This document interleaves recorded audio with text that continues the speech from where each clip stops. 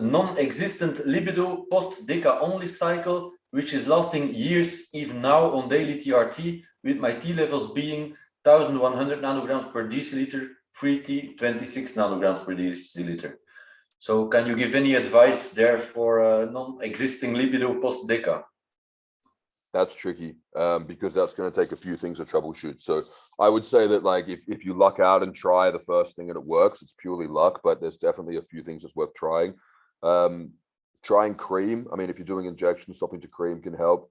We don't really know what causes Deca Dic. It's theorized that it could be some kind of combination of DHN displacing DHT. That's one theory. I think there's also other theories regarding maybe dysregulation of progesterone metabolites potentially, but it would also depend like how much Deca you used for how long. How long did he say this is his post-Deca cycle now?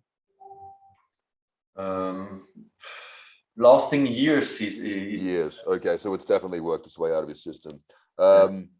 Yeah, I mean, yeah, first thing I would do is I'd try cream. I'd also try adding in HCG. I think that can sometimes be a card that just works for some people in these troubleshooting scenarios, and I think there's not really any harm in giving it a whirl. And if all of that fails, I mean, I'd be doing comprehensive testing for pregnenolone, DHEA, thyroid, checking all of those systems, potentially running like either like a saliva test or a Dutch test in addition to the serum, so that maybe you can get 2 points of data that might show you something else. But that's going to take some troubleshooting, and yeah, I'm not a fan of using high dose nandrolone for a lot of reasons, and I think that's a good example of how it can sometimes go wrong. I'd also argue that potentially you could look at doing a cycle of BPC 157. I mean, you could argue that potentially that may heal some DNA signaling through stem cells, but it's something that it's like it will be harmless to do it. So I think it's good to lean into things that are generally going to be health promoting, even if they fail to achieve your targeted goal.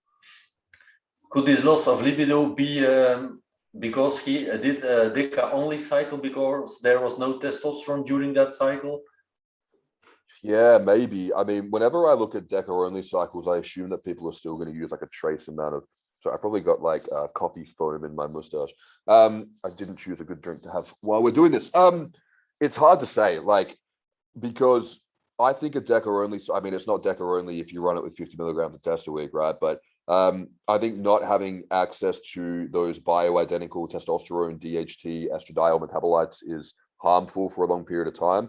Could that have caused some kind of permanent neuroinflammation? I don't know. I mean, it's not probably ever going to be studied. We're never really going to know. But I think something like a BPC, HCG, little treatment for a short cycle could be something that may work. But yeah, like I said, I mean, if you've got treatment options that are going to be benign if they don't work, or even health promoting if they don't work, I think you should start with them and then move into stuff that could be more, less beneficial if it fails. But yeah, that's where I'd start.